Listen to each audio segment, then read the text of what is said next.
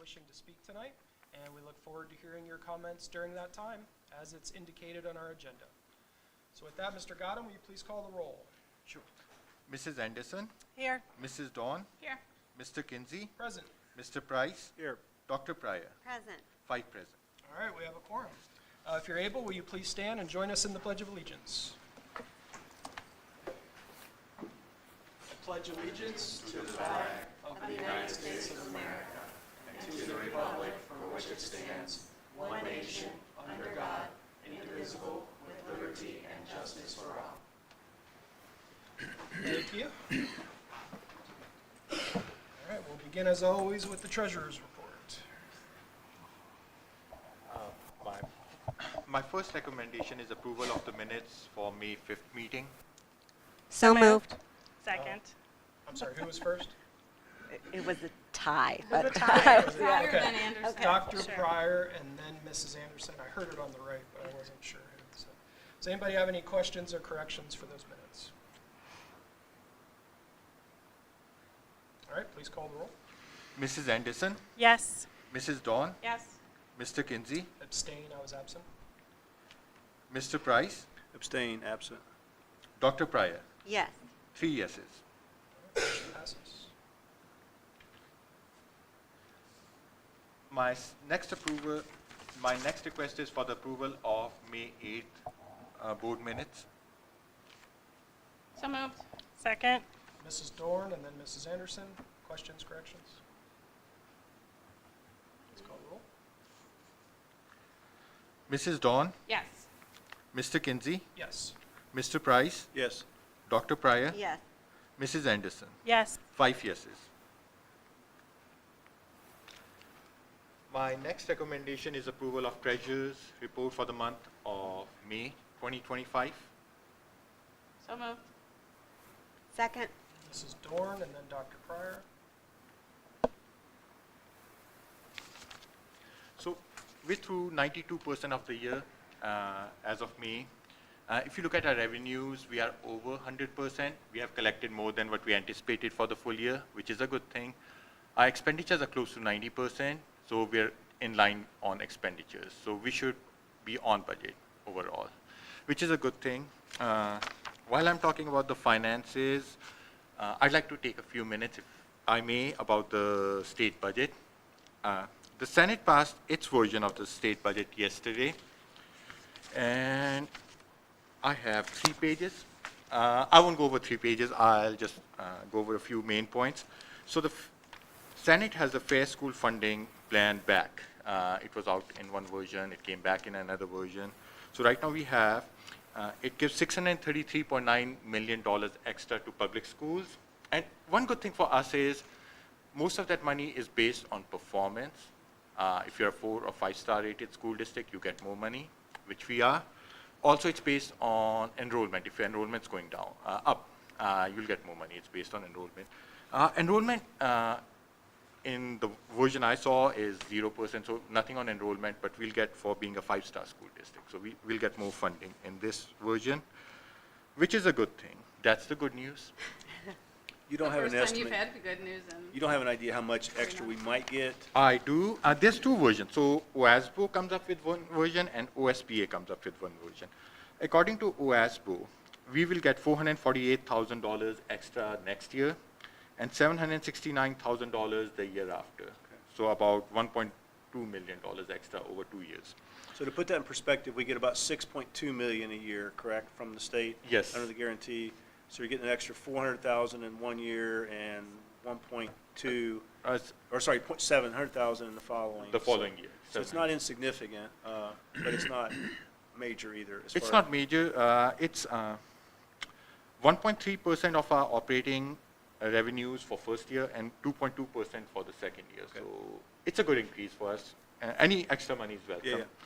Under the OSPA version, we get 596. So it's a bit higher because they are looking at more things like, special ed funding and stuff that OASBO doesn't consider. So it's $596,000 extra in the first year and $1.5 million extra in the second year. So it's significantly higher than the OASBO version. Now the thing is, the House and the Senate has to reconcile. They have to come together and figure out where they want to be. It could be the middle ground, it could be the Senate version, it could be the House version. And at that time, we'll know exactly how much we will be funded for next 2 years. The cap, did the cap go away? Oh, you're getting to it? He's I'm getting to that. Oh, okay. I thought you were done. I don't know, I thought that maybe that was good. Okay, so not related to school districts, but the income tax, we're going to a flat. State wants to go to a 2.75% flat income tax for everyone. So 26, anyone making less than 100,000 will see a decrease, and in 27, everyone will be at 2.75%. So we're going to a flat taxes. Now, the big thing for school districts is the levy changes. So we cannot have levy replacements for property taxes. That's being eliminated starting January. We don't have any levies that needs to be because all are permanent levies. But we do have fixed sum emergency levy. The Senate bill gets rid of that. We cannot have a fixed sum because ours is $3.2 million. So it generates $3.2 million no matter what. That's it. If the values go up, if we have more houses, it will still be $3.2 million.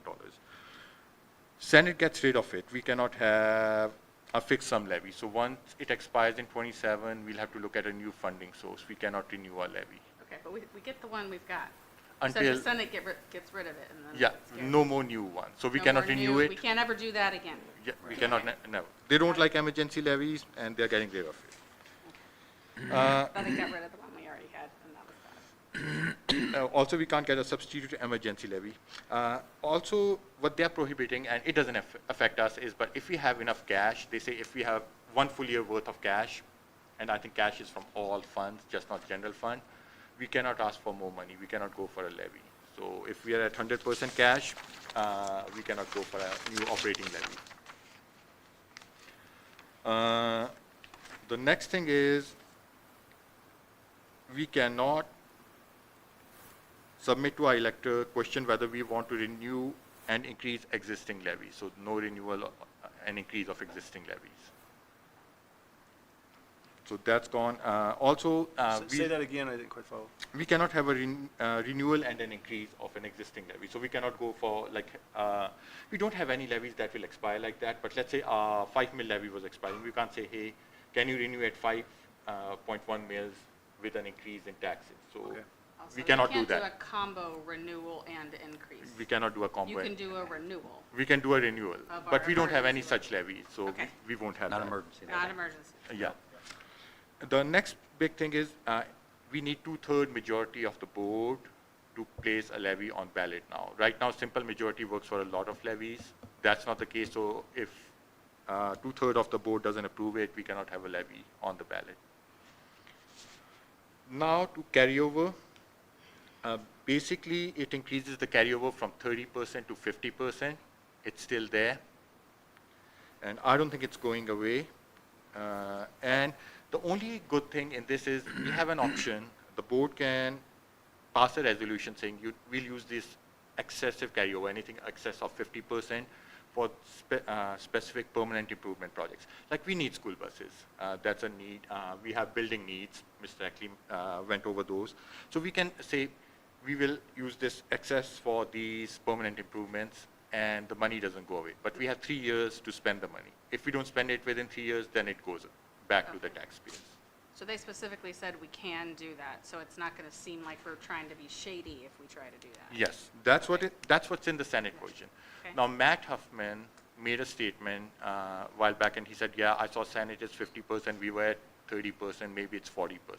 So when they reconcile, you could have a totally different language. So we're between 30 and 50%. Hopefully it's 50%, it's better for us. And we are currently, our school district is close to 50%. We are just, So yeah, if it was 50%, that would be great for our particular district. it would be really great because we're just over 50%, but we have needs. We need to refresh our Chromebooks for students, which is about $1 million in expenditures. School buses, we need 4 school buses. I don't think our school, it's aging fleet, they date back to 2006, and they're still there. So we need to replace them. That's about another $1 million. And then we are doing some HVAC projects at all our buildings. It's aging, it needs replacement, so we need to do those.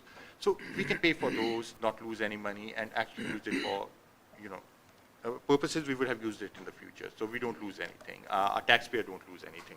Yeah, those are things that we were going to be doing probably in the next 3 years anyways. Yeah. Yes. Yeah, I remember the Yes. schedule of the school bus Right. replacement to spread it out, so Yeah. I remembered we had a plan for that. Yeah. So that's the carryover. Another thing in the Senate budget proposal is the County Budget Commission. It gives authority to the County Budget Commission to reduce our property tax levies. So County Budget Commission can say you have too much money, you're collecting too much, and they can reduce our property taxes. Who is the County Budget Commission? County Budget That's Commission- a new one to me. Uh, Maybe it shouldn't be. It is the prosecutor, but prosecutor is being replaced by the county commissioner. So it's the treasurer, auditor, and prosecutor at this time. The prosecutor will be replaced by whoever the head of commission is. County commission. So they are the County Budget Commission. Normally we have hearings before them. We present our tax budget. This year they waived it, but in future they can go in and they can say, hey, you got too much money. Like, I know you're less than 50%, but they might think we have too much and they can reduce our property tax levies, except for the debt service levy. At least that's not great, but at least that's locally elected people dealing with local tax issues and not statewide elected people Yeah. dealing with local. Is that an existing entity, or is that being formed by this legislation? It's an existing entity, so every time the board passes appropriations, anything to do with budget, I have to submit it to the County Budget Commission. Okay. And they are the one who certify the amounts and the rates. They say this is how much taxes you'll collect next year, and then the board approves it. So they are existing entity. The only change they are making is instead of the prosecutor, it will be a commissioner on the board now. And changes, they can say you're too much. Yes. Right now, we get a letter when they give us the rates, and they'll say, hey, we've noticed some of the subdivisions have a lot of cash. You might consider reducing. So they say you can consider reducing as a board. It's our option. But now it won't be our option. They'll tell us, hey, you got too much cash in our opinion. We'll reduce your levy from, let's say, 5 mil to 4 mil, and it's reduced to 4 mil at that time. Now, the concern for us is, like, different counties will be different. Like, you could have a really, I'll say conservative for lack of better word, County Budget Commission who reduces taxes. They're like, hey, anything over 40% we're reducing. You could have another county where they're like 100% we're okay with it. So the next thing is 5-year forecast. It's still a 3-year forecast, but how it's worded is weird because it says it's current year and 3 next year. So it's more like a 4-year forecast, but they're calling it a 3-year forecast.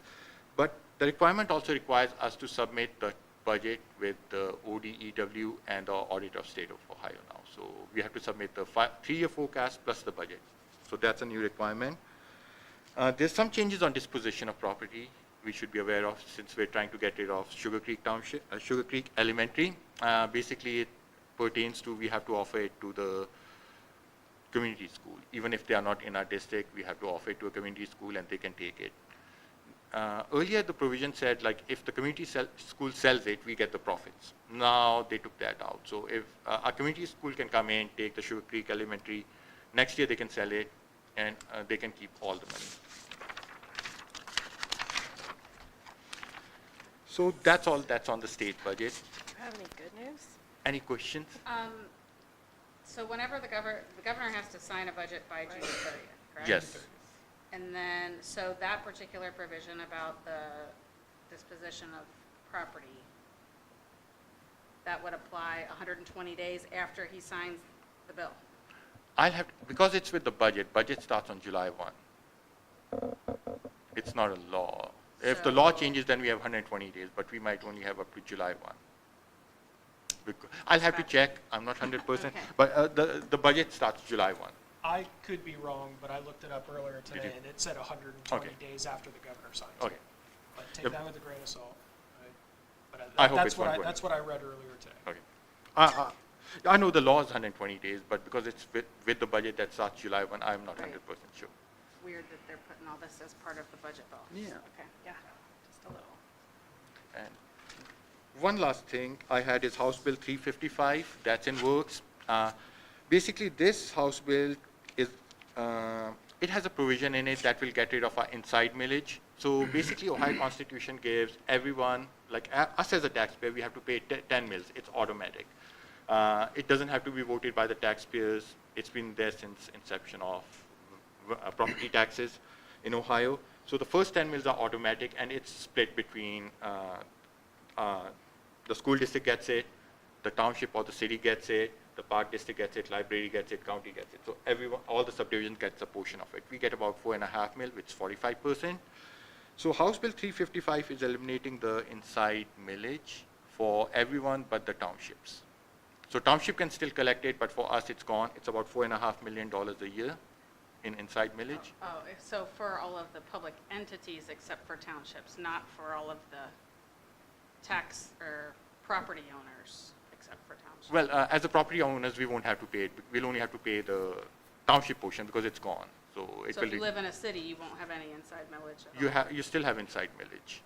Yeah, you're right. You won't have any inside. In Bellbrook, you won't have any inside millage because if you're in Beaver Creek, you will, but in Bellbrook, you won't. It will be zero because there's no township there. So we would lose, if that went away, we'd lose how much? $4.5 million a year. And the big thing about inside millage is this is the only tax that if the property value goes up, the taxes go up by the same. My property value went up by 20%, my inside millage taxes go up by 20%. Exactly. Yeah. So So that's the one thing we do get essentially indexed, like we were saying, for inflation. inflation in a sense. And one thing that does that, they want to take away. Yeah. If they take away that, I mean, that's a major hit, $1.5 million to the district per year. Per year. Wow.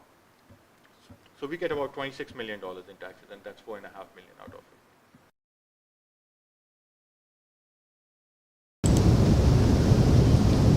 What's the status of that particular bill?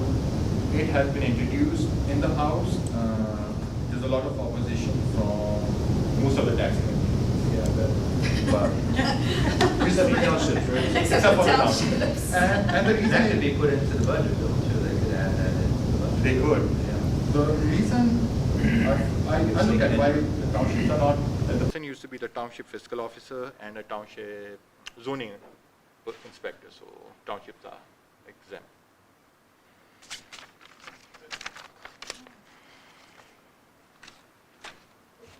Okay. Doesn't apply to us, but I believe also in 335 eliminates levies towards the count towards the 20 mil floor. So we're really trying to get rid of the 20 mil floor. I know we're the only district in Greene County that is not on the 20 mil floor. So they get inflationary growth also. So they're trying to eliminate that. Yeah. And the last thing I want you to talk about is refunding. We can refund our bonds. I think September is the earliest we can refund them. We're looking at it. It saves our taxpayer. It's an actual saving for our taxpayers, and I think we're looking at it. And in June 30th board meeting, I should have something, a resolution requesting approval for that. That's all I have. And there's also a constitutional amendment that may be put on the ballot, and they need to get signatures to eliminate all property taxes. And so I believe that would go into effect if passed January 1 of next year, I believe. So that is sitting out there as a possibility too. That's very, obviously very dramatic since we get about 75% of our funding locally. That would leave us with only 25% of funding all coming from the state. So that would be huge. So that's 26 million we get from the or Yeah, locally? 26 million, and that's just in the general fund, and then, Right. we get it for the bond retirement. I don't think Right. any vote can eliminate the bond retirement because, the taxpayers, the bond, they are based on our taxes. We said, hey, we'll pay it out of our taxes. So bond retirement will be okay, but then we have permanent improvement, that's small amount, $1 million a year, plus $26 million in the general fund. And then, So if, God forbid, that were to happen, and we basically that would happen almost instantly, right? That would mean that the calendar year 2026 property taxes would not be collected, correct? But I believe we would still collect because taxes are In Yeah, arrears. A year behind. distributed to us Right. a year. Yeah, So, I- so next year, we would get this year's property taxes. I think it depends on the, how it's worded, and I agree with President Kinsey. I think we'll collect the 26 taxes, but that will be the end of it. So we Okay. would potentially have a year to figure out. Yeah. I mean, the only thing we have left is at our Income. disposal. Either the state has to do something different to fund schools. Right. And in- Or if it's left up to us, we would have to put an income tax on the ballot. Yeah, There's income no- taxes are the There's only nothing else we could ones. do. And if we were, and whoever's watching this, I'm being super hypothetical here, but just trying to wrap my brain around this. If you were to put an income tax on the ballot, the earliest you could do it would be a May 2026 ballot, right? Yeah, Let's say by some chance it passed, it wouldn't start collecting income tax until calendar year 27? 27, Well, March. it would, and then, but people wouldn't pay those taxes until they did their taxes in April of 2028. It comes through withholding, so employer withholdings. So we we can get start it getting, the piecemeal? first payment will be in March of 2027. It's, Ohio Department of Taxation does it on a quarterly basis, so we'll get payments in March, June, September, and Okay. December. Okay. But it's also going to affect parks, police and fire. It's all property. Everything like, Police and fire, Yeah. for sure. Right. yeah, like, especially in Bellbrook-Sugarcreek, like we don't have any income taxes, so Right. there's no fire, there's no police, because they are all reliant on property taxes. Right. Oh, no, it would be devastating to our Right. local community for sure.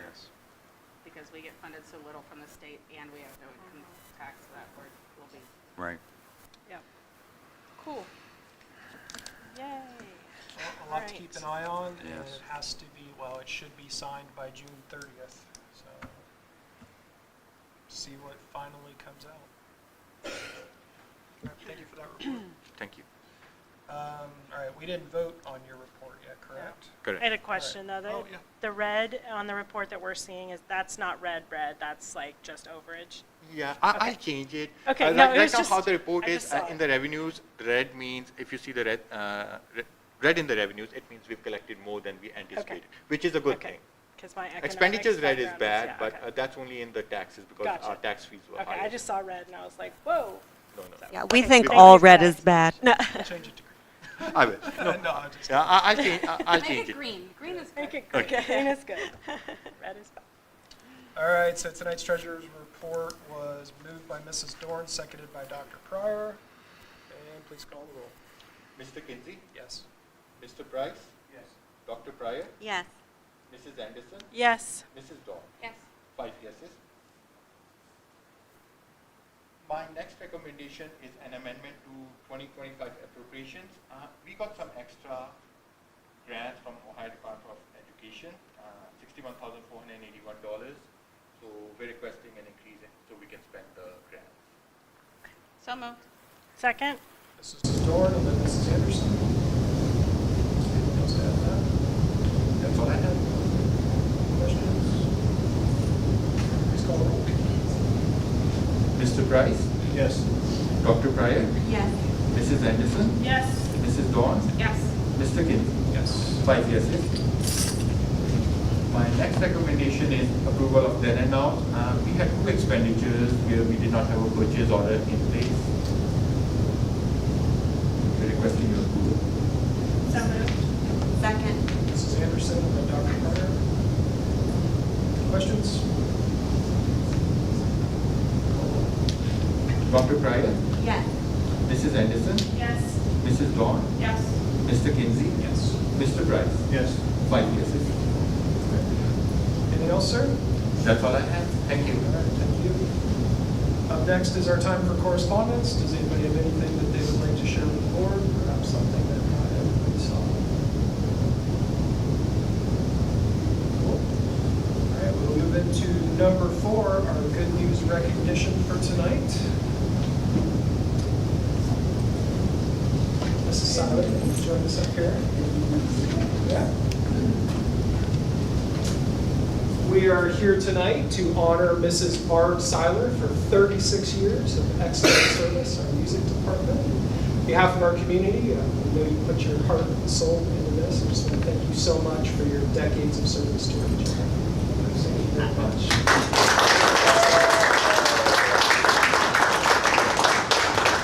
Thank you. No planned remarks. I'll cry if I talk too much, but I just want to thank the board and the administration and the community for all their support. It's been a wonderful place. This was my first job, and it's my last job. So I was supposed to be playing clarinet in New Yorkville by now, and I taught, and I liked it better. So in fact, I loved it. So appreciate it. Thanks, everybody. Or find a way to I am not moving. Find a way to continue. I will continue. I'm here if you need me for piano playing or close up. I won't do that. But if you need anything, maybe. We are going on trips and not chaperoning. Yeah. But I'm here if you need me. Thank you. Thank you so much. Thank you.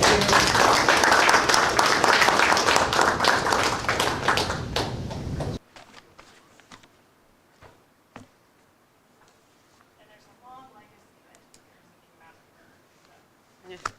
That's it, there's a long legacy of educators throughout Columbia.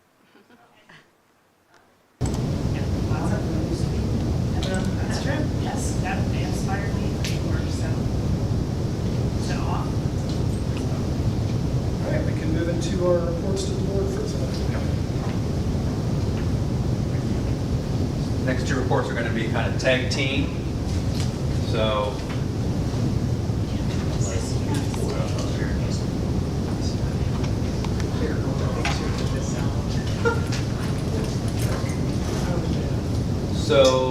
twice a year we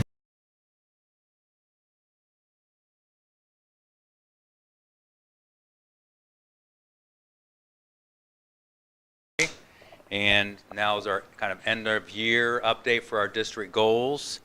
And so if you remember, this is a 3-year goal, district goal plan. And so we're finishing up year 2. Next year is year 3 already. So we are heading into that. So we're already trying to formulate what are some maybe things that we want to continue for direction, go a little deeper, and those kind of things. But just finishing up year 2 here.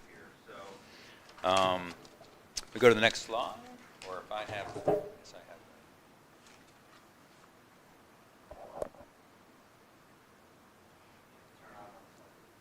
Okay. There's a switch on the side. There we go. All right. So district goals, we essentially have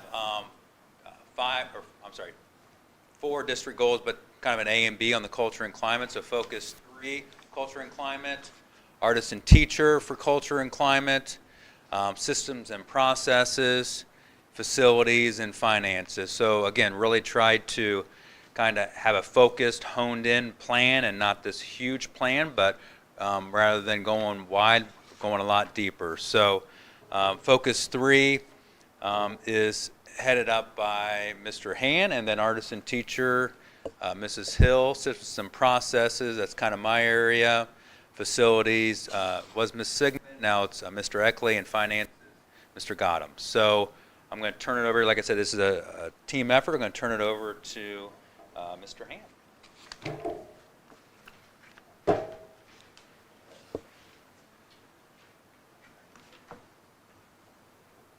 Kind of hard to see from here, but should look very familiar to you because it's something we've spoken about several times now, a couple times a year. So I'm just going to keep moving forward a little bit here. Basically, our goals are to continue implementing the Focus 3 philosophy and verbiage and topics in our classes, and then expand them to some of the vocabulary home and introduce it more to parents as well.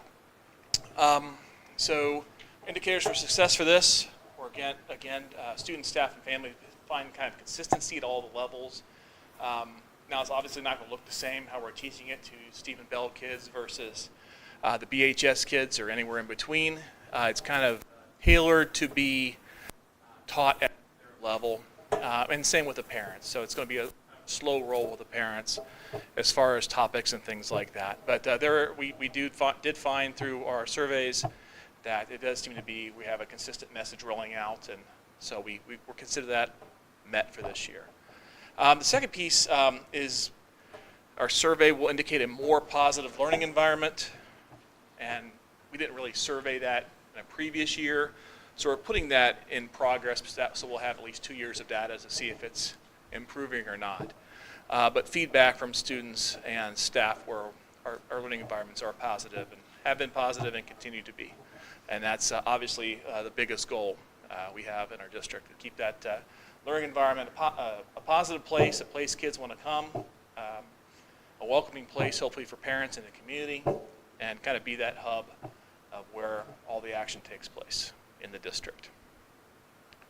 So again, we continue to build on what we've done in the past, whether that's through signage and newsletters or video or you know, the banners behind you. Again, they talk about culture not being the banner on the wall. We do have banners, okay, but we take what's on those banners then and try to put those on the hearts of our kids and the hearts of our staff and into our community as well, to make it part of who we are. So kind of at each building, again, I said they're doing different things kind of at their level. Stephen Bell staff are using language and concepts to kind of build those focus-free positive habits, strong character in the kids. Morning meetings at flight school, their daily announcements, read-alouds to kind of reinforce key ideas. They use SOAR booklets to guide their learning and kind of reflect on their behaviors and their decision-making. And again, positive behaviors recognized at the elementary level with their drawings and tickets and everything else. And then parents are informed of some topics and ideas through newsletter updates, kind of explaining how to support these ideas at home. At BCI, they partner with the Dayton Dragons MVP program to help promote focus-free behaviors.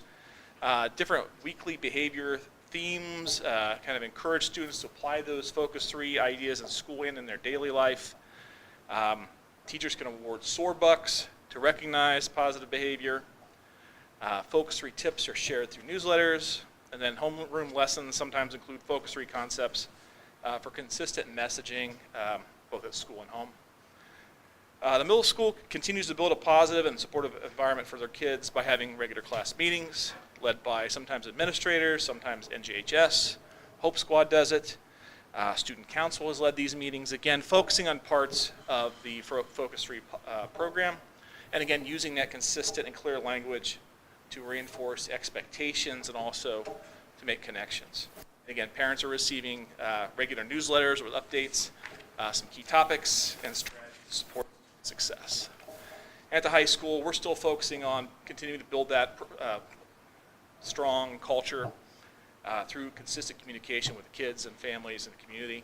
Again, through videos, morning announcements, social media posts. This year in the newsletter, pretty much every newsletter had an article about one topic of Focus 3 and kind of educating the parents on that as well as our kids. And then school-wide signage. We also kind of piloted a little program led by Mr. Moyer. It's called Soulwell, which and a few of the mentors, select mentors this year, to support student well-being. And though not the same as Focus 3, it's a lot of overlap on the messaging and things like that. And we got a lot of positive feedback from our kids on that. We surveyed the students, and they really liked it. Again, it's a better version of yourself. You know, how do you focus on things and process situations? How do you be the best version of yourself? How do you handle anxiety or topics that might be out there?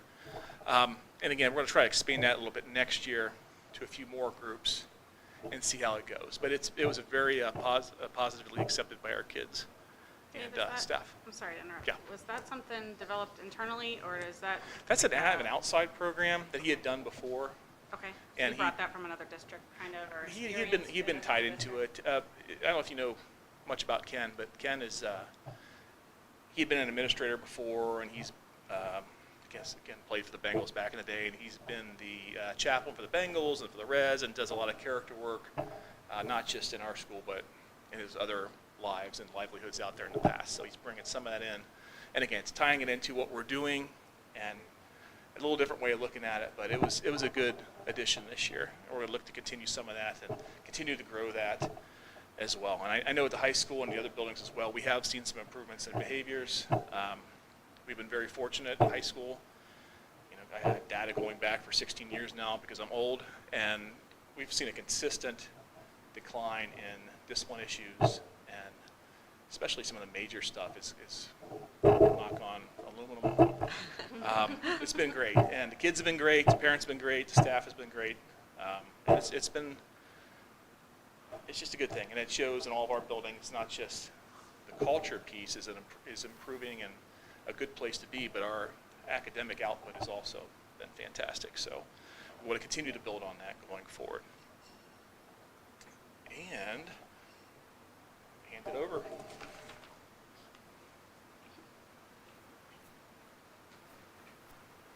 All right. Good evening. One last time, I want to give you an update on Artisan Teacher. So if you remember, this is kind of part B of our climate and culture goal. And these are concepts that the administration has been getting trained on over the last 6 years, taught by Mike Rutherford, all about developing the artisan teacher. So if you remember, last year we focused on one tool, which was called the 30-second feedback. And we did that in 2 different ways.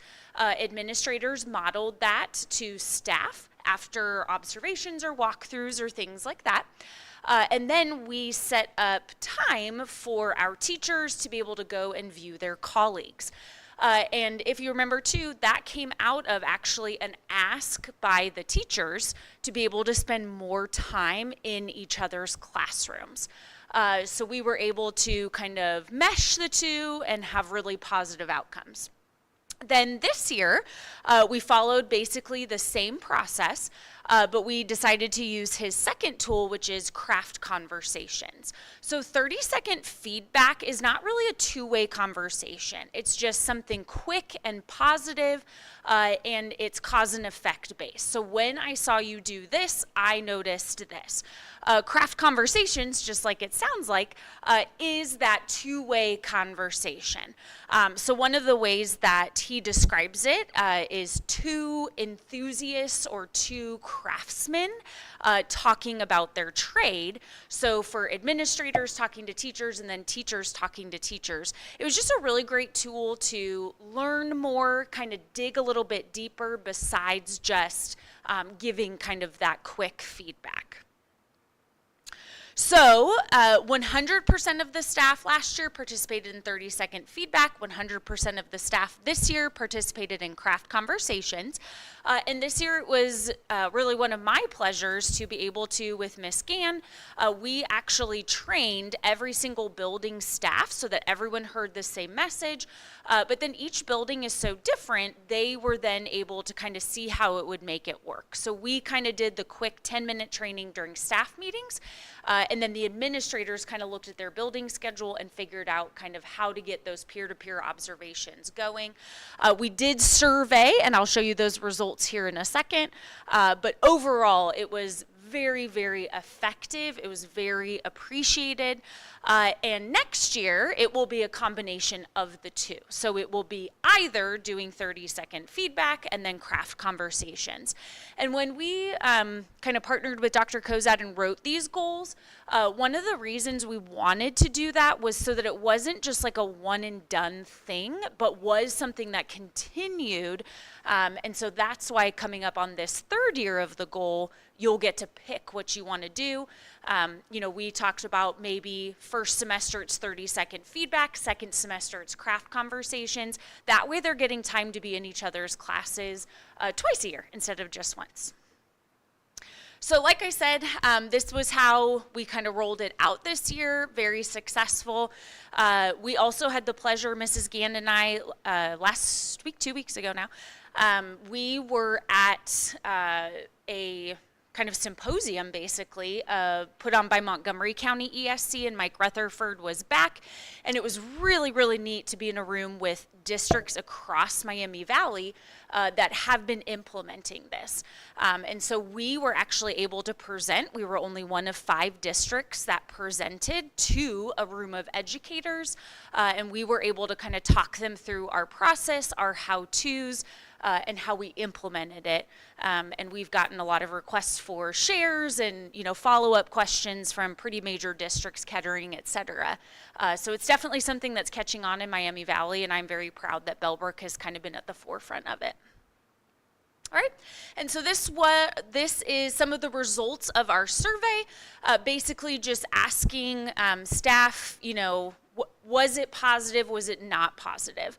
And you can really see there that that darker blue is the did not participate, and then, the not at all positive is just this tiny little sliver. So overall, our staff felt it was very positive.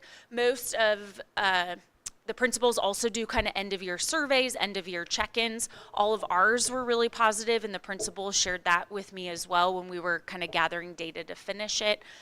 So I think it's been a great thing for our teachers. They feel very strongly that while PD is wonderful and it's great to bring in outside experts, sometimes a lot of the experts are sitting in the classroom next to them, and so being able to provide them that time to go and see them has been really meaningful. So we will continue that work next year, where they get to choose between the two, and that will be that goal. Do you have any questions? This was just for teachers. Yes. All right. You don't have to answer this right now, but I'd be curious to know thoughts about if this would benefit also, say, special needs aides, or even secretaries going to a different building and seeing how they greet people or do things different, that if there would be benefits for the rest of Yes, I definitely think it would. Something we can for sure expand. I mean, that's easy for me to say, but yeah, you can. But yeah, so I definitely think it would be something that you could continue to expand on too. I will just take a moment personally to say thank you so much. I've absolutely loved my 6 years here. It's been an honor and a privilege to serve this community, and I will very, very much miss it. So thank you. Thank you. Come back whenever you want. Thank you so much. Thank you. Thanks, Jenna. And again, good luck in your new district, and thanks for everything you've done for our district. Next here is systems and processes. So essentially, digging into implementation science research and those principles, and really the gist of this is trying to proactively document and plan for successful implementation, long-term success of systems, practices, programs, frameworks. So anything that big that we're doing, making sure that we are planning for the long term, and it's not just, hey, this is what we're doing this year, and we're going to cross our fingers and hope things go well next year, the year after, the year after. Not that we're doing that, but really being proactively, really honing in on those things.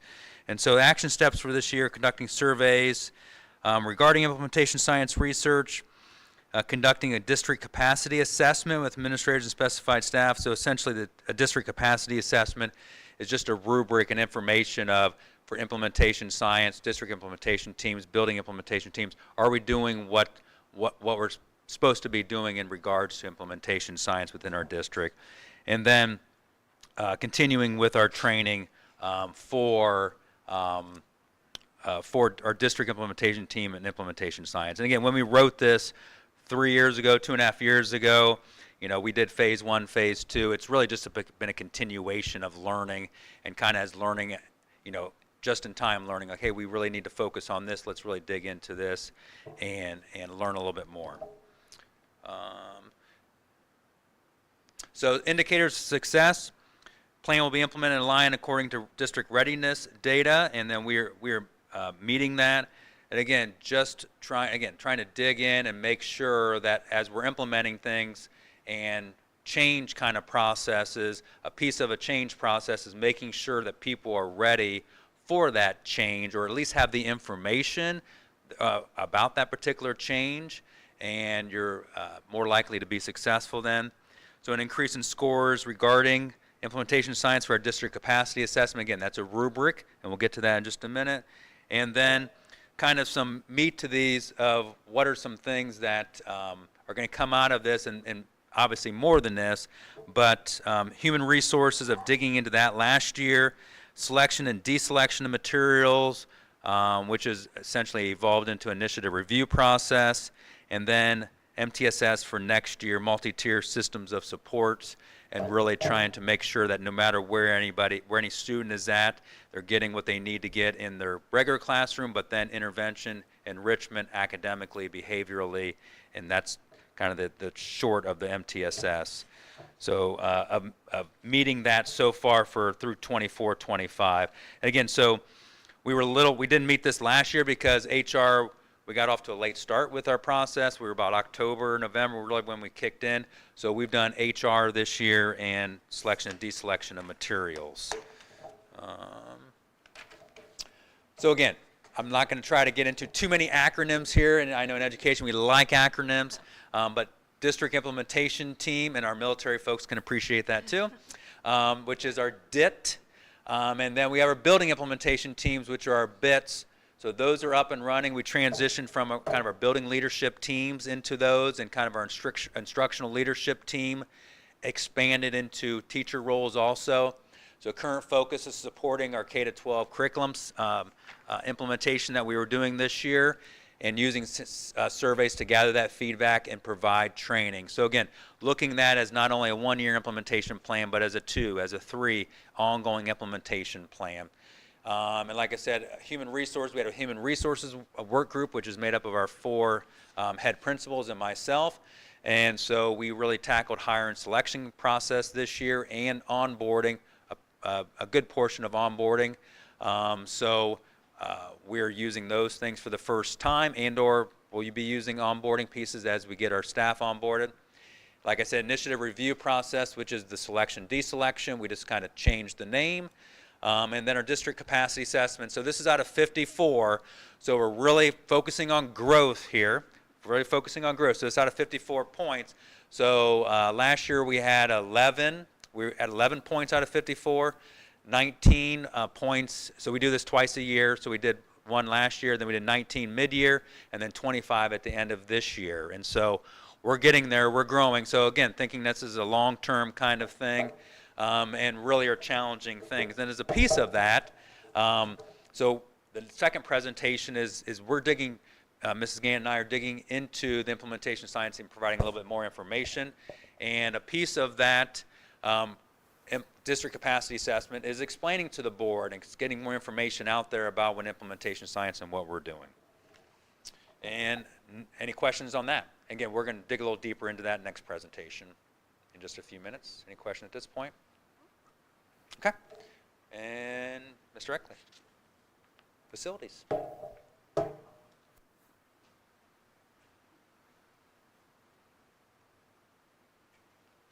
evening. I'm here to talk with you about facilities.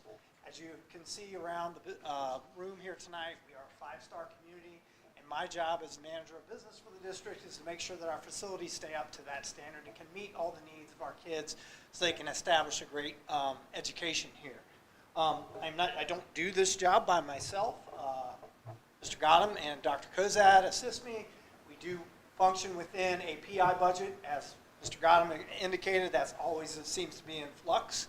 But we're trying to be as fiscally responsible as we can, stretch our dollars wherever we can to make sure that our facilities, which are aging, still meet the needs of every single kid. So one of the things that we implemented, Mrs. Sigmund implemented prior to my taking on this position, was a 7-year master facilities plan. We continue to work with that with our facilities committee. We feel that we are continuing to make progress in those areas. We've completed an enrollment study. We did that as part of when we were analyzing whether or not we needed Sugar Creek Elementary. And our financing, as I said, we are continuing to meet. We meet monthly to talk about what's the best use for our PI budget. Our action steps. Within our facilities committee, we are working on our 7-year master's facility plan. Part of that plan includes, as Mr. Gotham indicated, the inventory of our buses, how old our buses. Each of our buses are inspected twice a year. I'm sure if you're aware of that. And we have an outstanding staff. Mark Linkhart takes care of it. TJ Lawhorn takes care of our buses. And we do have some that are aging, and we will probably have to look at purchasing those. But we do have a budget, and we have a plan for that as we move forward. And it's all part of that 7-year master facilities plan. Our facilities committee meets 4 times a year. Within that committee, we have members of our community that serve with us. We also have members that represent our athletic department as well as our arts department, and each and every building has representation within that committee as well. Personally, I use that committee to meet, and I can't really be everywhere as much as I'd like to be, so they're kind of my eyes and ears in every single building to say, hey, this seems to be getting old, or this is breaking down. Mr. Fryman, our director of maintenance, works with me, and we meet with all the building principals to make sure that everything is up and running. Here recently, Mr. Godwin and myself have been meeting with 3 different energy saving companies, trying to find the best deals out there, because we have aging equipment, primarily what we have currently out for bid at the high school for our chillers there, but we're looking into replacing, we're going to need to eventually at BCI and at Stephen Bell. So we're starting that process now, trying to start gathering the best information we can and the best prices.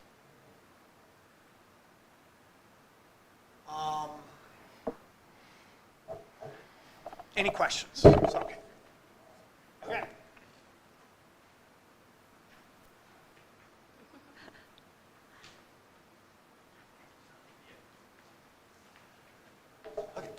So I have the finances. Our goals for finances are basically utilizing a 5-year forecast, maybe a 3-year, maybe a 4-year, which includes having a base, how much money we should carry, which is 20%. Utilizing a 7-year master facilities and grounds plan that Ms. Tackley just went over.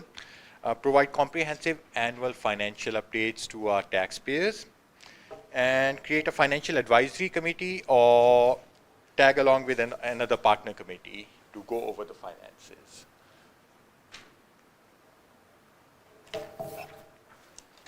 Okay, so let me make sure we're on the, yeah. So I'll go to the next slide, it's basically the same thing. So,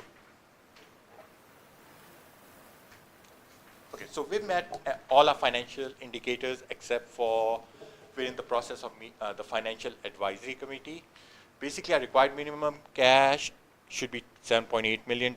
At May 31st, we're at $24 million right now in the general fund. So we're in good financial position. The business manager and the treasurer, we meet almost on a daily basis and talk about the 7-year master facilities and ground plan. And our taxpayers were provided with a comprehensive annual financial update in the March Spring Bridge newsletter. The Financial Advisory Committee met on March 4th, so we are due for another meeting. Maybe the state budget would be a good topic to discuss after the state budget is passed. That's all I have. Any questions? I'll just make a comment that multiple community members unsolicited have just come up to me and said how much they appreciate that spring financial edition of the bridge. I think, I know this is our 2nd year doing it. I think it's great, so thank you to everybody who put that together. Thank you. Based on current events, you need to do it on a weekly basis, because it changes, like, weekly or daily. Maybe we can update for the fall one, we can have something for the state budget and how that will impact. Just an update. I was just kidding. But we Yeah, can do it. I mean, I'm Yeah. assuming something is going to happen relatively, that's going to be Something big, and we're significant going to will need to update the community on it. Yeah, we definitely can have some information on the bridge if there's something going on. Thank you. Is there any other questions about the district goals? Again, so the next time we'll be looking at these goals will be mid-year next year, but we probably need to sometime late fall or something be thinking about the goals for the next, if we want to do another 3-year, we probably need to have a conversation of what that next one's going to look like. I like the 3-year. It's really, it keeps you hopping, and it's not, too long. And because obviously, as we know, things change really fast. And so 3 years, you can really, set realistic goals of what to be able to do. So, but we can have those conversations early, or maybe late fall or so. That's okay. Any other questions? If not, we'll go on to the next presentation. Okay.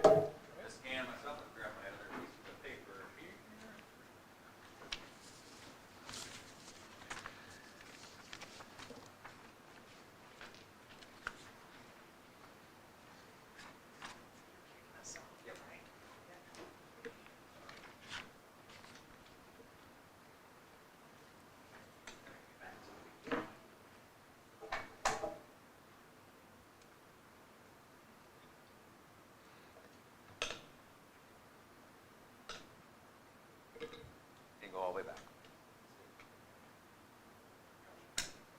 Yep, all right. Okay. No, I'm good. Building better systems, so leadership anchor and implementation science. So we're going to dig a little deeper into the implementation systems and processes piece. So again, just as we covered previously in the previous district goals presentation, really trying to be strategic, proactive in our big picture kind of things and assuring that they are successful and we're addressing and getting feedback from our stakeholders also. And just like we did with our ELA adoption, of really getting feedback and making those changes mid-year or quarter of the year as we did those surveys. So really trying to focus on those things. So again, documenting framework and practice, as I said previously, really worked on human resources this year, hiring and selection and then onboarding, and then our selection and deselection of materials, which we have kind of renamed our initiative review process. And so those are really the two areas that we're really focused on this particular year. So again, implementation science. What's implementation science? Provides supportive implementation programs, practices, frameworks, and curriculum. Ensure success, purposeful and planned, and also evidence-based. It's not just what I think. It's not what Mrs. Gann thinks. We're looking at research. We're looking at best practices, putting all those things together, and then rolling those things out and really trying to be strategic with that. So as with any type of big implementation plan or big implementation project or initiative, you always have those great things in your mind. Man, this is going to go great. This is going to be awesome. It's going to be well received. The training is going to go fantastic. There's not going to be any hiccups. There's not going to be any changes in any law or anything. That's your plan at the beginning there. And then reality is, you're going to hit some rocks. You're going to hit a divot. You're going to hit some trees. You're going to whatever. All these things coming at you. And so what we also try to do in our plans is try to, what we call barrier bust, try to address those barriers and try to look proactively, like what are some things that are probably going to typically maybe not go as well. You always have an implementation dip that really, towards the beginning, maybe it just takes a while for people to get going on whatever it is, maybe a little slower than we would like. So really not only trying to plan for those, but also getting your mind right of things aren't going to always go smoothly, but we need to keep going and try to plan as much as possible for that. Let me click for you, or you got it? Okay, all right. Otherwise, I'll talk with my hands. So, why implementation science here? Dr. Kozat's hit on that pretty hard. It is a best practice that's really picking up speed across the country for school districts. The state of Ohio is investing a lot of time in this concept as well. We learned kind of after we went down this road that some of their proposed system suggestions for how teams are structured in schools, those kinds of things, are being built on implementation science research. So I won't read all the bullet points to you because you have copies of those. Feel free to spend time reading every word this weekend if you want, but I think one of the big things here is that second bullet point, creating more consistency K-12, which has been powerful already. We've had consistency in many things we do, but in many things we do, we didn't. So making sure that we're conscious of that and we're asking the questions very openly in our team meetings. Does this decision that I want to make at the building level impact the next building, whether it's the feeder school or the school above me in terms of grade band? And sometimes our instinct is, no, it really only affects our kids. And then people can say, yeah, but I really think it does. It affects our parents because they have kids in multiple buildings. Those kinds of conversations have been really healthy, and it just has carved out intentional time to have those conversations instead of kind of accidentally. So we're just a whole lot more intentional about all those things that we're doing. Could you give an example of what you mean, like a practical example of what you were just talking about? Sure. Like create more consistency. What do you mean? Yeah, in fact, I'm going to get right into that. Thank you for the segue. You read your slides ahead of time. There we go. So what when do we apply the implementation science principles? So basically there are 4 areas. We think of curriculum adoption very instinctively. I think that's an easy one to get our head around. So we were really challenging ourselves to make sure we're thinking through these processes and procedures and the documentation for the other things, not just curriculum. But an initiative is defined as a new curriculum, framework, practice, or program. So to give specifics, curriculum, again, easy to get our heads around. The ELA textbooks, the most recent big adoption because we had the science of reading legislation, et cetera. So that's a big lift. So as part of implementation science, the research and best practice is telling us put together not just that first year implementation that includes training and decision-making protocol, but what's the second year implementation plan look like? Write it out, measure the success of each of those steps, survey, et cetera, personalize what the needs are. And then the third year is documented just as stringently as decision-making and kickoff. So that's a cool change. The second area, the framework, what's an example of a framework? And we have these all over the place in K-12. One example is response to intervention. When students take our MAP benchmark assessment, for example, if they score in a certain range, there are structures in place to review that data and determine what kind of intervention plan the student needs. And that's written out. Progress is monitored as the intervention's being implemented. So that's a framework. Here's how we do it in Bellbrook. Lots of districts do this sort of thing, but we have a specific framework of how that looks, how our data teams are structured. MTSS, Dr. Kozad mentioned that multi-tier system of support is the new terminology for response to intervention that's more inclusive of behaviors. And the third area, practices. One example, you're probably familiar if you've had students go through the system. We have grading practices. The way our grade books are set up in Progress Book with weighted grading, formative and summative, based on research around what grades should represent, which is mastery of content knowledge. So district-wide grading systems.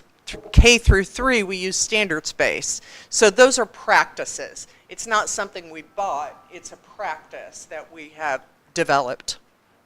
Documenting those things. If we were to make changes in this, we would go through these implementation planning meetings for that change and not just an email from central office. Programs is that fourth area, and we think of programs pretty literally like something we might buy. A computer-based program, for example. IXL, we use extensively through the district for intervention needs, and that would be a program. So I wouldn't make that decision in isolation or with just one principal that has determined a need. We'd really be looking at something much more broad and going through all those steps to ensure that we have a solid decision-making process, all the stakeholders at the table, how does this impact multiple buildings, and what is the implementation plan beyond the initial training and launch. Does that help, Mr. Price? Good. So with that structure, the formal implementation science, comes a lot of teams. The acronyms come up again. The district implementation team is a leadership group that consists not only of central office, there's a core team that kind of takes care of logistics, agenda building, making sure the room's ready, making sure the schedules are out, the invitations, all that stuff, scheduling people for professional development to that group. That's myself, Dr. Kozad, and Dinah Layfeld. Someone to, like the project managers, we're the core team, and then the bigger team includes one administrator and one teacher from all the buildings. And we also have a school psych on the team. Well, there they are. There are the names at the bottom, so I won't read those to you. Our job is to ensure that the processes are followed. We are also reviewing data, discussing big picture needs that are coming down the pike, you know, if we were in place a few years ago, we'd be having discussions around the science of reading and how can we implement these changes and support the teachers. Those are some kinds of examples. We have a standing agenda, and they are all-day meetings, and they are monthly. So it's been a lot of work because we're developing a lot of paperwork or processes and procedures that are documented. So if Henry would click on the working agreement, you have some samples of some documents we created this year, and this is not an inclusive list. I will tell you, our binders are thick, just the stuff we've printed out. But we've gotten a lot of work done. It was really important to the district team and to just the integrity of implementation science that we develop a mission and a vision for our team. So these are some examples of that. You can see on the 4 pages in your handout, and if Henry would scroll just slowly, I won't read them all to you, but please know these are, we thought really hard about this before we committed to purple and gold. We even have posters that we can hang in our meeting rooms so that we're always reminded that these are our goals and objectives. We also have on page 3 or 4 sort of our scope. Yeah, scope and boundaries. What's within our scope? What's within our boundaries as a team here? We're not an approval team. We are here to provide support to things that are needed based on data, and we're also here to help support develop that 3-year implementation plan and to get the feedback on how all this is going continuously. Okay, thank you. We'll go back to... Go back to that. Just go back to Sure. the first page of the working agreement. Scroll back down. So just go to that formula there. So again, to me this is a really important formula. So this is the outcome is student and adult learning and growth. So obviously we want our students to learn, to grow. But we also want our adults to learn, to grow, and to be able to provide the best environment possible, or best learning environment. So evidence-based practices are multiplied by effective implementation, or multiplied by supportive context. That means people are on the same page in the building, they're heading in the same direction. So if those are not each one, that multiplier just really diminishes what the student and adult learning growth is actually at. And so, you know, that's just really important. It's not a plus, it's not addition, it's multiplication. And so we really need to be as close to 1 or 100% for each one of those, because it really multiplies out. Like you have 70, I'm not going to do adult math in public here, but you do like 75 times 50 times 25, it's really probably only 10 or 15% of what you're going to get for student and adult learning. So really trying to make sure honing in on each one of those as we look for those long-term successes and plans that we're really planning for all of those. And I think to add to that, a more powerful multiplier there, for example, supportive context. If we don't have the support from the people that either need to be implementing it, whatever the it is, whether that's principals, critical that they're supportive, and teachers, if that's zero, the whole darn thing is zero. So that, I think, made a pretty big impact on most of us on the team to really think about that. Okay, so we'll go to the slideshow again. Thank you. So the district implementation team, we have those standing agenda items. We meet once a month. So these are things that we make sure are on the agenda every month. Sometimes that topic is really heavy with discussion, and sometimes it's pretty quick. For data review, we did a whole lot of survey creation and interpretation this year so that we could constantly monitor what teachers need with the implementation of the new curriculum. See if there's anything else critical there. I also want to mention special thank you, she's not here, but Betsy Abolito works with the state support team in our local area for Southwest Ohio.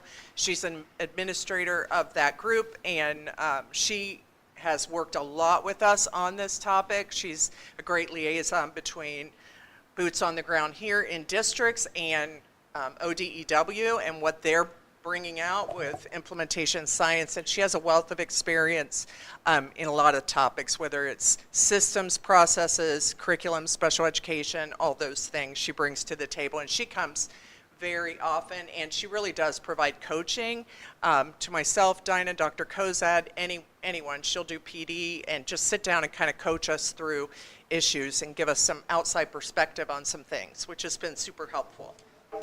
So the building implementation team, similar to the district, just that smaller work group, and they are also monitoring implementation of ELA in this case, and aligning their building work with those district goals.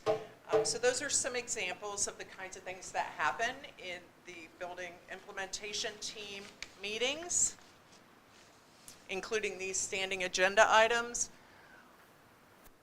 This year we did a book study in the building implementation team, the BITS, how teachers turn data into action. That was first semester, so they could read a little bit, talk about it. What makes sense from this book that we could implement in our teams just to make us a little more data-centric, data-oriented, which they certainly have been for many, many years. But how can we use sort of a common approach to those data conversations? That was one of the main points of that book. They also provided presentations, I should say, to the staff during staff meetings, sharing out information from their group. So there's a lot of leadership really that we're counting on there, and they're doing a fantastic job, principals and the teacher members of those teams. This is another big thing we really spend a lot of time on, communication. So at the end of the meeting, what needs to be communicated and to whom, and writing it down and saying we're going to get this out by such and such date. We need an email from Doug to go to all administrators with this information from the meeting, or we need an email from Doug to go to all staff with this information from the meeting.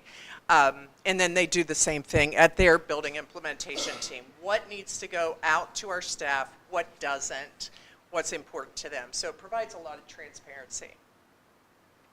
Special thank you to all those building implementation team members this year. That is the list, and if I've made any mistakes, I do apologize. We had some personnel changes in terms of buildings, so that led to a couple of changes. I hope we captured all those correctly.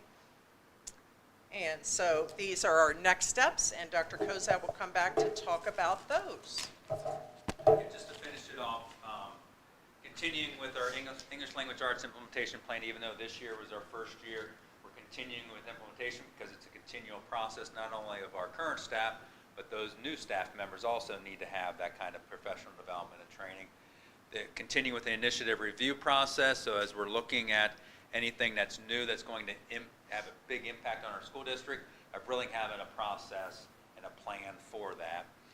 The HR pieces, like I said, the first year we're doing that, so we're going to get together after we're done in hiring season, which we continue to think that we're done, and then there's another resignation, or there's another retirement, or there's something else. But at some point we're going to get together and review what we've done, and then make even better changes for next year. And then again, our MTSS system of really, again, that is going on throughout the school district, but again, gathering more consistency, getting best practices throughout the district. Maybe one building is doing that is maybe a little bit better than another group, than another building, or learning from each other, just like the teachers do with the artisan teacher, like, ooh, I saw that, that really is a good idea. I think we're going to do that. We're going to tweak and refine what we're doing. And then I just also want to reiterate, Betsy Apolito from State Support Team has been a great asset to us, of really an outside perspective and an outside coach, essentially. She's very knowledgeable of this area, and it's been very helpful this year that she's been able to help us out really a lot. So kudos to her, kudos to everybody, and thank you to all the people that have been involved with the DIT and the BIT, and Mrs. Gann and Mrs. Layfeld with the core team. Any questions? I know we've covered a lot of material. Okay. All right. Thank you very much. You. Yep. Thank you very much for the update.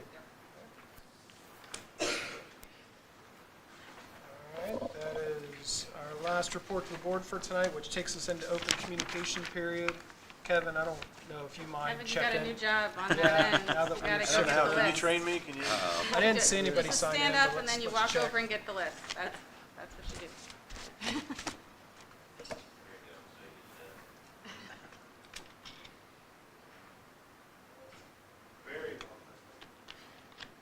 Is there somebody on the list?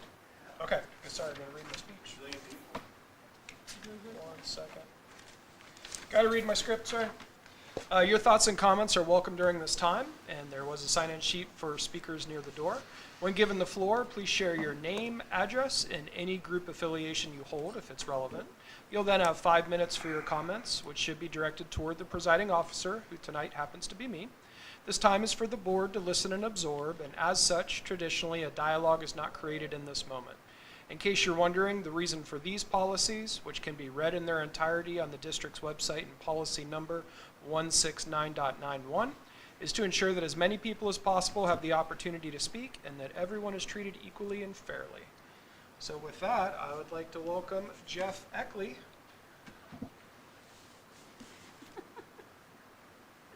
I don't know the last time we had a staff member during public comment, but you're very welcome, sir, and we look forward to hearing whatever it is you have to say. I did want to take an opportunity to, first of all, I apologize for my attire. Just got off the golf course. Hey, you're fine. It didn't go as well as I thought, so I didn't have a chance to get home and get a shower. I do want to make everyone aware, just public information. This Saturday from 9 to 1, we are holding the Bellbrook-Sugarcreek Education Foundation is holding a garage sale where we are trying to get rid of old desks, chairs, filing cabinets, some toys from the preschool, things like that. All the proceeds go to the Bellbrook-Sugarcreek Education Foundation, which sponsors a lot of the teachers' grants. One of the things we do want to also recognize is our drone team just placed first, and that is a team that is supported by BSEF. So they have come to us, and we've been able to purchase some equipment for them. The idea of BSEF and teachers' grants is that our teachers shouldn't be limited by finances. And this group gets together so that when teachers present ideas to us, we can say yes, like this would be a great thing for our kids to have or to experience without having to go to mom, dad, or use other funds so that they can experience these opportunities. So that, again, that garage sale is at the BCI gym from 9 to 1 this Saturday. We have a bunch of stuff there. Come peruse it. We have 65-inch monitors that were in classrooms.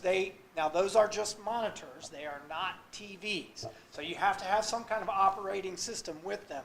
Or letting them go for like $50. We have desks for like $10. Filing cabinets for $5. I know I sound like the guy from the old furniture commercial. Oh, wait, there's more. But it is a very worthy cause. It's serving two purposes. I am very much opposed to clutter. And so I am getting things out of our school. You'll see a giant green dumpster in front, some of the things we just couldn't put out to be sold. But we're clearing things out and unloading it to the community at very, very reasonable prices. And then again, that money is being used to go right back to our kids. So if the community can hear this or see this, or if you could help spread the word, I would greatly appreciate it. It's a great cause. Thank you very much. This Saturday or? This Saturday. Thank you for doing that. And certainly BSCF's just a wonderful organization. We're really lucky for all the folks that put their time in there. So thank you for that announcement. And I'll be there the whole time helping, so come visit. All right, that's to the end of our lengthy list. So we're going to close open communication for tonight and move on to our next agenda item.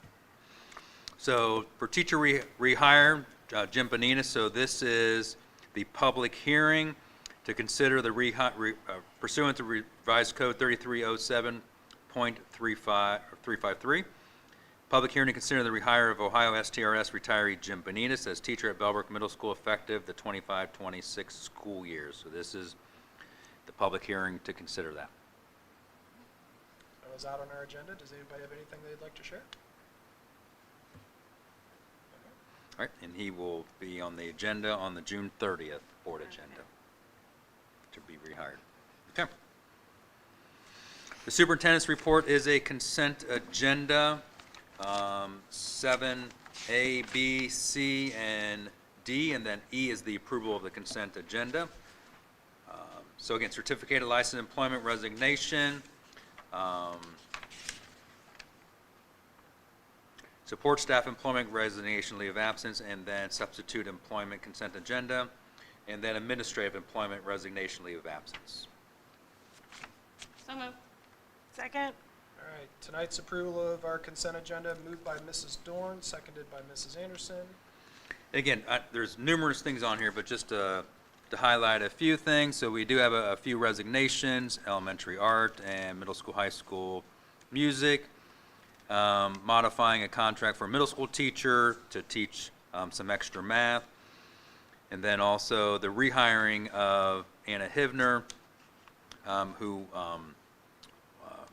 we accepted her resignation a couple months ago, and then plans have changed, and so we now are bringing her personal plans have changed with family and so forth, so we're bringing her back.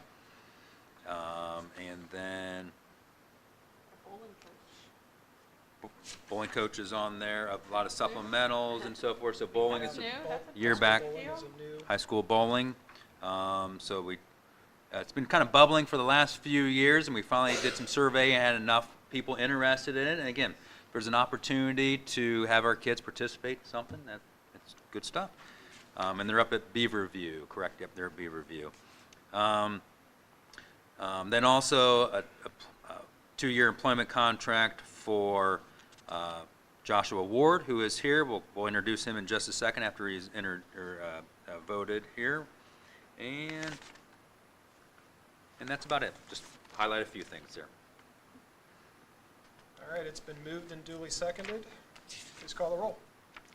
Mrs. Dawn, Yes. Mr. Kinsey, Yes. Mr. Price, Yes. Dr. Pryor, Yes. Mrs. Anderson. Yes. 5 yeses. All right. I want to welcome Joshua Ward, our new BCI assistant principal, Dr. Monroe. So after a very lengthy process, we were fortunate enough to hire, we are hoping that the board approves the You did. appointment. You just did. We You just did. did. You just did. Okay, yeah, thank you. So, our interview team was very excited to recommend Joshua Ward. We're stealing him from Centerville. He is currently the special education coordinator. Thank you so much for this opportunity. I'm extremely excited to join Bellbrook-Sugarcreek team, more specifically the Bellbrook Intermediate School, and can't wait to get to meet all the staff and the students and walk alongside them and working on those great goals that I was able to say. So, thank you. Welcome. Thank you. I appreciate you. Thank you.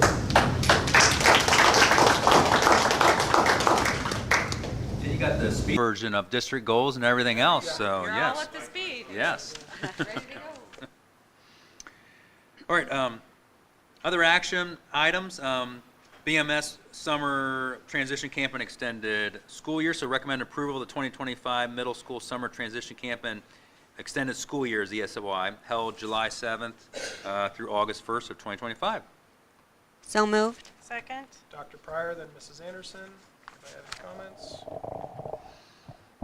Again, ESY is a yearly thing that we do for specific students, and then it's the second year for the BMS Summer Transition Camp. So that is something that really trying to, for some students that really need some extra help just getting in tune and get ready for the school year. So, so they are off to a successful start of the school year. Please call the vote. Mr. Kinsey, Yes. Mr. Price, Yes. Dr. Pryor, Yes. Mrs. Anderson, Yes. Mrs. Dawn. Yes. 5 yeses. Next is student fees. Recommend approval of student fees for the 25-26 school year. So moved. Second. Dr. Pryor, then Mrs. Dorn. Questions, comments? I had a question about the K-2 student fees. Does that include the Scholastic book that's being gone through the process?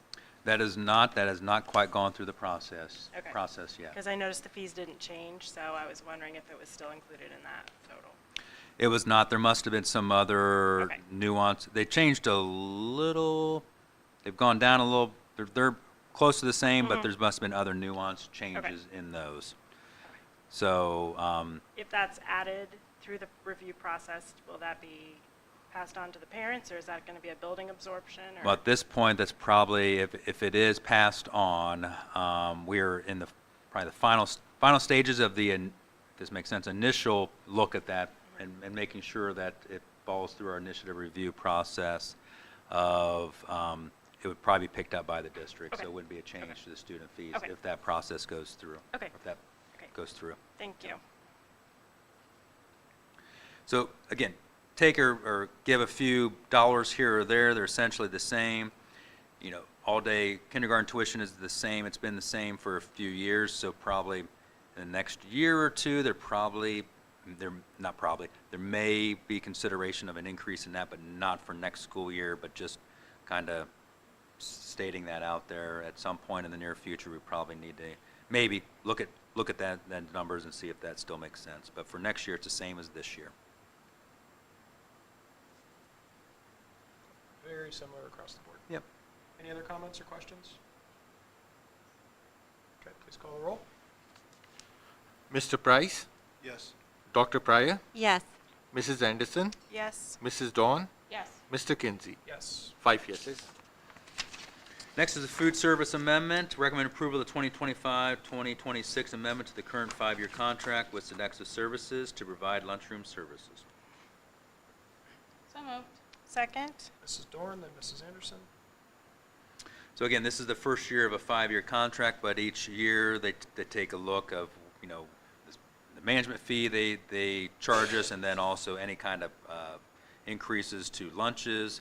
And there is an increase in breakfast at the elementary and middle school from $1.50 to $1.75 for breakfast, and then lunch, there's an increase in elementary from $3 to $3.50, and then middle school $3.50 to $3.75, which if we've seen, I know it's obviously not fast food, but if we've seen fast food prices, these are a steal for a meal.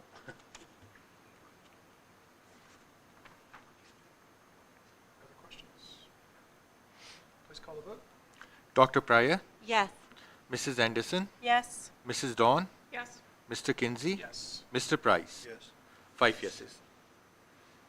So next we have some policy technical changes for board policy, and essentially this is, Mrs. Hill is one of our compliance officers, so since she is moving on to another school district, we are replacing her with Dr. Monroe, and so these are, their names, Mr. Eckley is the other compliance officer, so their names and information are actually in the board policy. So this only needs a one read, a policy technical change, because we're just changing the names. We're not changing anything else within these policies that are named here. So moved. Second. Mrs. Dorn, seconded by Dr. Pryor. Sorry, I explained that before. Yeah, you're Forgot good. to. That's good. Please call the roll. Mrs. Anderson, Yes. Mrs. Dawn, Yes. Mr. Kinsey, Yes. Mr. Price, Yes. Dr. Pryor. Yes. 5 yeses. All right, donation, recommend acceptance of donation with gratitude to the Bellbrook-Sugar Maple Festival Committee in the amount of $1,800 to pay off student lunch debts at Stephen Bell Elementary and Bell Creek Intermediate for the 24-25 school year. So moved. Second. Mrs. Anderson, then Dr. Pryor. Very cool, very generous. Very generous. Yep, Wonderful. very much so. It's a great Thank you gesture. so much. Please call the roll to accept with gratitude. Mrs. Dawn, Yes. Mr. Kinsey, Yes. Mr. Price, Yes. Dr. Pryor, Yes. Mrs. Anderson. Yes. 5 yeses. Thank you again to the Bellbrook-Sugar Yes, Maple Festival. very much so. Committee. All right, so twice a year, we report to the board a bullying report. So second semester numbers. I did have them here. There they are. Stephen Bell Elementary, we had 4. Bell Creek Intermediate, we had 0. The middle school, we had 11. And the high school, we had 0. So again, as with all of these things, We take these things very seriously, and obviously we follow up on them, investigate them, and if there's consequences to be had, then there's consequences for students' actions and so forth. When you have an incident, if it's one person doing it 5 times, is it at 5 instances or 1 incidence? I believe it's 5. It's 5, right? I'm going to double, yep. It kind of depends on the nature of it, because the true definition of bullying is repeated. It's not just a kid being a jerk one time. Yeah. It's he's being a jerk to the same kid over and over and over and over. So it's kind of that targeting piece. So if it's kind of a compilation of one kid versus one, it might have eventually escalated to one case of bullying. But if it's the same kid targeting multiple, that would be multiple cases of bullying. So it kind of depends. And, you know, the first instance, the student might already have received discipline each time.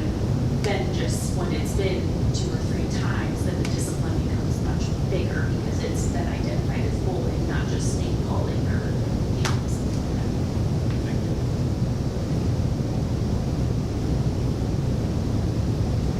Any other questions about that report? All right, does anybody have anything else or items of information or discussion?